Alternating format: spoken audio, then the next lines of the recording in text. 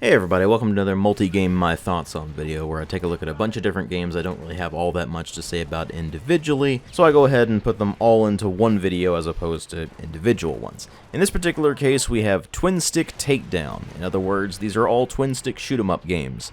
It's a pretty simple and straightforward genre that I don't really play all that often because I frankly don't really care all that much for it. That's not to say that all twin-stick shoot-'em-up games are bad or anything, it's just that I don't really like the genre all that much, so I just don't play them very often. And while my multi-game MTOs are usually covering 5 games, in this particular case I'll be covering 6 games, because 2 of them are so similar that they can pretty much be talked about in the same section anyway. So without further ado, let's just go ahead and get things started with The Ascent.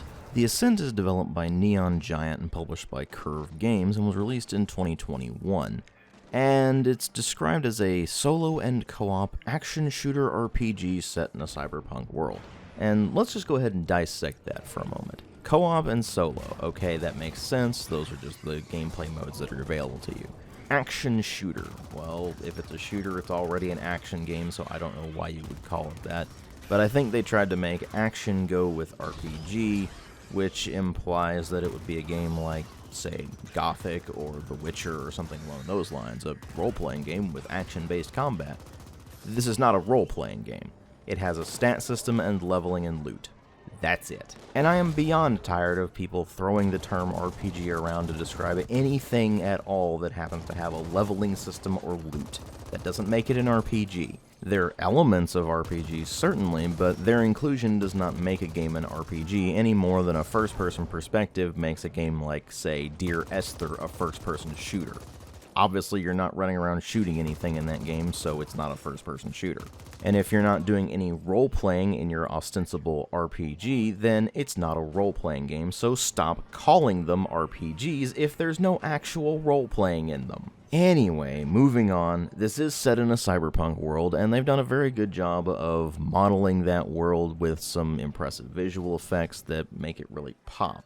The problem is that the camera angles are absolutely terrible, and they make it very difficult to actually see what you're doing a lot of the time. I thought we had figured out camera angles like this back in the late 90s, early 2000s, but apparently even in 2021 we still have to deal with this crap, or at least 2023 as I'm making this video. Anyway, point is that while those camera angles certainly do a good job of showing off the environmental design, which is admittedly impressive, they are not conducive to actual gameplay, and they make the actual experience of playing The Ascent a bit frustrating, which is made even more frustrating by the fact that the so-called RPG part of it basically just means that enemies have a level 2, and that means that they can be absolute bullet sponges. Obviously, that doesn't make them any more difficult to fight. I mean, I have clips here of me fighting things that are about 10 levels higher than I am and having absolutely no difficulty with them whatsoever, other than the fact that they just take absolutely forever to bring down. But sure, let's make that really mindless, tedious combat even more mindless and tedious. That sounds like a fantastic idea. Now, I say it's mindless and tedious because it's a fairly standard twin-stick shooter, but the enemies you're fighting really aren't all that interesting. Apart from the occasional boss fight, the enemies you're fighting are all one of 2 archetypes. Either they charge you and try to hit you in melee, or they hang back and shoot at you. And in the early part of the game, it's almost exclusively the enemies that just charge to hit you in melee, and they are extremely tedious to fight. To make matters worse, they don't really include anything in the way of fast travel, so whenever you want to go somewhere, you have to walk there. Slowly. Or roll there, which is about as slow, but with some very, very slight boosts of speed in between. Within the span of about half an hour, I was already pretty bored with the game, but I decided to stick with it for a bit longer just to see if things improved. And as you might expect with it being in this particular video, those conditions certainly did not improve. So I really can't recommend The Ascent at all. Next up we have Bombshell, developed by Slipgate Ironworks and published by 3D Realms, released in 2016 to a rather weak reception overall, although it did introduce the character of Shelley Harrison, who would go on to be the protagonist of Ion Fury, formerly known as Ion Maiden, and Ion Fury kicks all kinds of ass. And if you're curious about that, I'll go ahead and leave a link to my review of Ion Fury in the card that's going to pop up on the screen here. But if you want the really short version, Ion Fury is absolutely fantastic, and I very highly recommend it to anybody who's a fan of first-person shooters. This game, on the other hand, I'm already not a fan of because it's a twin-stick shooter, and I just don't get a whole lot out of those to begin with, but also because it's just not a particularly good twin-stick shooter in general. It's not terrible. I mean, if you're a fan of the genre, you might be able to get something out of it, but after an hour I was just bored enough with the game that I decided that enough was enough and I wasn't going to mess around with it anymore. It doesn't really do anything that other twin-stick shooters hadn't already done. The combat itself is fairly bog-standard twin-stick shooting where you just run around and you blast enemies to bits with whatever weapons you have access to. And the enemies themselves are fairly uninspired aliens that are meant to be kind of reminiscent of the aliens you encountered in Duke Nukem 3D, because Shelly was originally meant to be a character in the Duke Nukem universe, and Slipgate Ironworks and 3D Realms just didn't have the rights to the Duke Nukem franchise anymore, so they couldn't technically make it a proper Duke Nukem tie-in game. So they did the whole, well, it's totally not in the Duke Nukem universe, wink wink nudge nudge thing, and it just doesn't work out very well. To make matters considerably worse, however, is not so much the game itself, because, again, it's just a fairly bog-standard twin-stick shooter where you just run around, you blast enemies, you occasionally throw grenades at things, and you have execution moves that freeze every other enemy around you so they will politely wait while you go through a canned animation eviscerating one of their allies, and that will net you a bit of extra XP that can be used to upgrade your character, and as you're fighting enemies you'll gradually get money that will allow you to upgrade your weapons. But none of that really stands out, and despite being at least tangentially related to the Duke Nukem franchise, it just doesn't have a whole lot of character or soul to it. Not to mention it does still have a few technical problems here and there. They did iron out most of the major problems that it launched with, but there are still a few glitches here and there that you might run into. And apparently the campaign is actually quite long, which is a problem in this case because the game ends up overstaying its welcome, rather than being something where you enjoy all of the roughly 10 hours or so of the campaign. That's frankly an awfully long time for a twin-stick shooter. They're normally quite a bit shorter than that, usually around the length of a regular first or third person shooter, which is going to put them more in the 4 to 6 hour range. That's a lot more manageable for a twin-stick shooter. Once you start going above that, then they're just going to start overstaying their welcome very quickly. Because beyond that, you're going to have a more and more difficult time keeping your relatively simple game compelling. And think about it this way. For somebody who's not heavily into twin-stick shooters like myself, I was bored with the game in under an hour. And there was just no way I was going to stick around for the whole 10-hour campaign. But here's the thing. Even if you are a diehard twin-stick shooter fan, I still wouldn't recommend this game to you, simply because the asking price is frankly ridiculous for a game as old as this is. They want $35 US for the standard edition and $40 US for the digital deluxe edition. In 2023, when the game released in 2016. Now, I didn't pay anywhere near that for it. I got it in a bundle years ago, and I can't even remember which bundle it was at this point. But I did a bit of looking to see what the price history of the game has been like, and from what I can tell, it almost never seems to go on sale. So I don't know what the hell the situation is with this game, but they either need to just straight up drop the price to about 10 bucks or so, or maybe even less than that.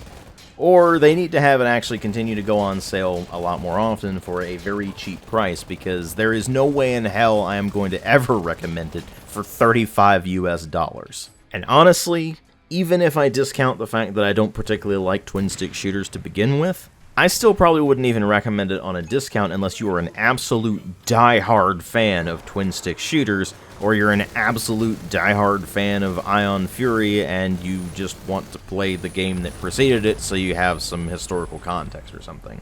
As far as its own merits as a twin-stick shooter, well, let's just face it here. The twin-stick shooter genre is pretty oversaturated, so you won't have any trouble finding a much better game than this. Next up, we have Halo Spartan Assault. This was developed by 343 Industries and Vanguard Games and published by Microsoft, of course, and it was first released in 2013, primarily as a mobile game. That should tell you something about the general quality standard you're dealing with here, because I'll be fair, for a mobile game, Halo Spartan Assault is actually pretty good. For a general twin-stick shooter on platforms where there are a hell of a lot more of those that are quite high quality, the standard of it's good for a mobile game is really not much of an endorsement. I mean, you run around with your standard twin-stick shooter controls, you move with arrow keys or the left stick, you aim with right stick or the mouse, you shoot at enemies, you throw grenades.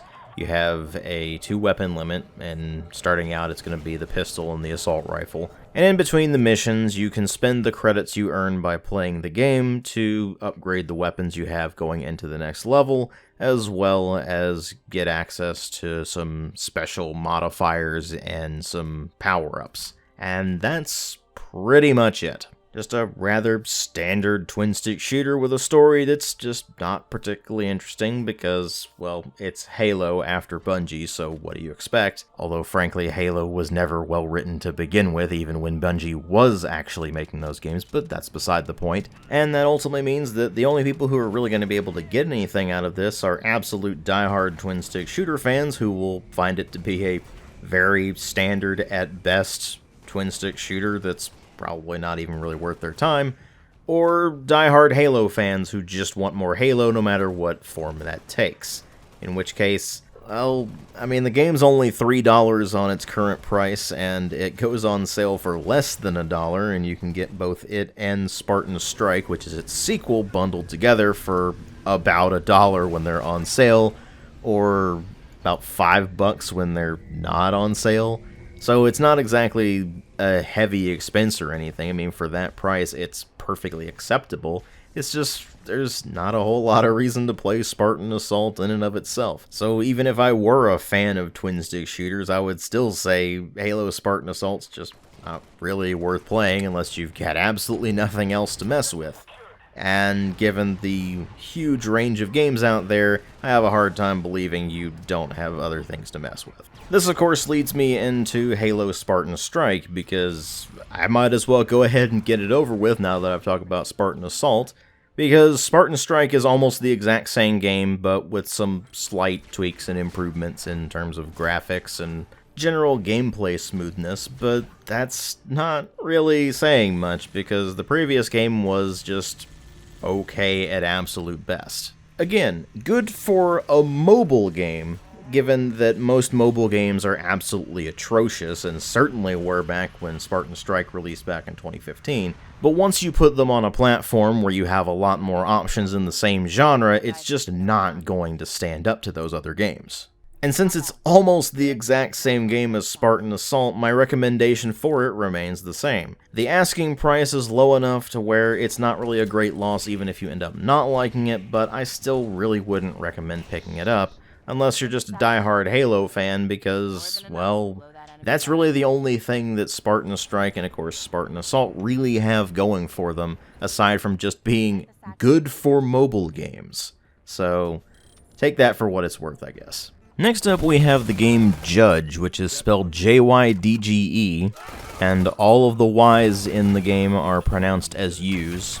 I don't know why they did it this way, but whatever. It was developed by 10 Tons Limited and was released in 2017, and it is described as a rogue hate top-down shooter. I'm not sure where they get the hate part of it, but it's not really roguelike either. It does include a few, I guess, roguelite elements in the sense that there is a persistent progression where you can unlock upgrades and then go back into previous levels and play through them again with different loadouts and such. But that's really the extent of the whole roguelike part of it, so there's not really much to talk about there. At any rate, the idea here is that you play as a cybernetically enhanced judge, spelled JYDGE. and you are sent into the megacity of Edinburgh to basically stomp out any and all crime taking place in an extremely over-the-top and violent manner. It is clearly very heavily inspired by two pieces of media in particular, those being RoboCop and Judge Dredd. On paper, that actually sounds pretty cool, and for the most part, they've implemented that side of things fairly well. It is sort of a cyberpunk aesthetic, and they definitely clearly lean on their inspirations a lot. But the actual gameplay loop is rather simplistic. You have your gavel, which is your only weapon that you get throughout the entire game, but you can customize it with different firing modes, as well as different secondary fires and additional modules that give you some passive bonuses, which in theory gives you a lot of replay value in the sense that you can customize your loadout a bunch of different ways and go back in and repeat missions and see how you handle things differently. But in practice, you're gonna be replaying missions anyway because the entire gameplay loop is centered around completing challenges. If you complete enough challenges, you unlock the next level. And that means you have to replay missions over and over and over again before you can actually progress. And you have to play through them on both normal difficulty and the so-called hardcore difficulty, which give you two different sets of objectives to complete, some of which are very unreasonable. I mean, sure, you've got your stuff that's very straightforward, like kill all enemies in the level, or rescue all the civilians, or collect all the evidence, or things like that. But then you have the annoying challenges, like get through the entire mission without taking a single hit, which is remarkably difficult to do the further you get into the game and you start running into enemies that move much faster than you and hit very hard very quickly. Bonus points for the ones that have absolutely massive health pools and take a lot of hits to bring down and still manage to close the distance with you, making it effectively impossible to avoid taking any hits at all. Similarly irritating is the get through the entire mission without being spotted requirement, which is remarkably difficult to do given that there's no real way you can hide from enemies other than simply not being in their line of sight, because there's no stealth mechanics of any kind. Which is really fun when you need to complete that objective, but also eliminate all of the enemies in a given level, because that's the main mission objective, and if you don't complete that, then you can't extract from the level and get credit for your achievements. Another particularly annoying side objective is when they tell you to complete a mission in a given time limit, and that time limit is barely enough time for you to get to the objective and back while you have the character's speed buff equipped. If you don't have that equipped, it's even more difficult to achieve. And that's not in a, oh, this is actually a really decent challenge way, that's in a, they're being completely unreasonable and expecting you to be faster than the actual movement mechanics of the game allow. So having to go back and retry those objectives over and over again just gets incredibly frustrating after a while, and I found very quickly that any enthusiasm I had for the game from the clear inspirations it takes from RoboCop and Judge Dredd were completely demolished by the actual progression style, where you have to complete all these challenges just to get to the next level. It's repetition for the sake of repetition, and that grows extremely tedious very quickly. I was beyond done with Judge after about an hour of playtime, and I had absolutely no desire to go back to it, so I really cannot recommend this game at all unless you just really like that kind of mind-numbing repetition. Now, before I delve into the final game for this particular MTO, I need to issue a photosensitivity warning, because I'm not epileptic or otherwise photosensitive, and yet the flashing lights and especially the red tint to pretty much everything in this game were so intense that they actually gave me headaches to play it, which is the main reason I didn't end up finishing or really getting very far into the game at all. If a game gives me a headache to play, I'm just not going to want to finish it no matter what it is. And if I get headaches from it, which is something that very rarely happens with any game out there, no matter how bad the flashing lights are, it's something I definitely want to warn the audience about just in case. So if you happen to be epileptic or otherwise photosensitive, you can just stop watching the video at this point. Thanks for watching, and I'll see you in later videos. But for those of you who understand the risks or are not affected by that kind of thing and want to hear what I think about Ruiner, I'll go ahead and start talking about it now. Ruiner is another top-down, twin-stick, cyberpunk-themed shooter, this time developed by Raycon Games and published by Devolver Digital in 2017, and It's definitely very stylish. The problem is that a lot of that styling is that they put red tinting on pretty much everything and make it very intense. And between the intense color grading and the amount of particle effects and bright flashing lights and such, I just got a headache playing this thing very quickly and wanted to get it over with as soon as possible. Which is a bit of a shame because they really nailed that cyberpunk aesthetic, and mechanically the game's pretty solid. It's got pretty fast-paced combat that has a lot of chunky action to it, and you do get a variety of special abilities to mess around with as you progress through the game, some of which are more useful than others, of course. But at the end of the day, unless you're really, really big on twin-stick shooters, there's just not much of a reason to play a game that's going to give you a headache if you try to mess around with it. So I really didn't mess around with Ruiner all that much. What I did play was definitely solid enough, and if you like twin-stick shooters, you'll probably enjoy Ruiner. But unfortunately, they made some aesthetic choices that just actively interfere with your ability to play the game comfortably. So if you understand that and are willing to put up with it, I mean, you'll find a game that doesn't really have much going on in terms of storyline, but it does have some pretty solid twin-stick shooter gameplay if that's your kind of thing, so it might be worth looking into, as long as you keep those limitations in mind. And there you have it, folks, my thoughts on a bunch of different twin-stick shoot-'em-up games that I don't really have all that much to say about individually, so they all get rolled into this one video. And for those of you who've stuck around long enough to get to the outro here, I wanted to go ahead and mention that I'm going to be delving directly into Starfield as soon as possible here, which means that I'm not going to be starting up any other major projects while that's going on. I want to get that video out as soon as possible, so I'll be focusing nearly all of my efforts for the foreseeable future on getting the Starfield review done, however long that ends up taking. In the meantime, you should expect a bit more light content, so to speak. So stuff like my thoughts on videos, multi-game my thoughts on videos, DW plays, that sort of thing. But just because it'll be smaller form content doesn't necessarily mean that it won't be actually fairly major releases. For example, one of the things I'm going to be doing on my thoughts on video in the relatively near future is a Medieval's Black Labyrinth DLC. So keep an eye out for stuff like that in the relatively near future, and until then, I'll be mainly working on Starfield, so stay tuned for that. And thank you all very much for watching. If you like the channel, please consider supporting it on Patreon. If you can't afford to or don't want to, that's perfectly fine, I understand, but the option's there if you're interested, and every bit does help. Thanks again for watching, and I'll see you all in later videos.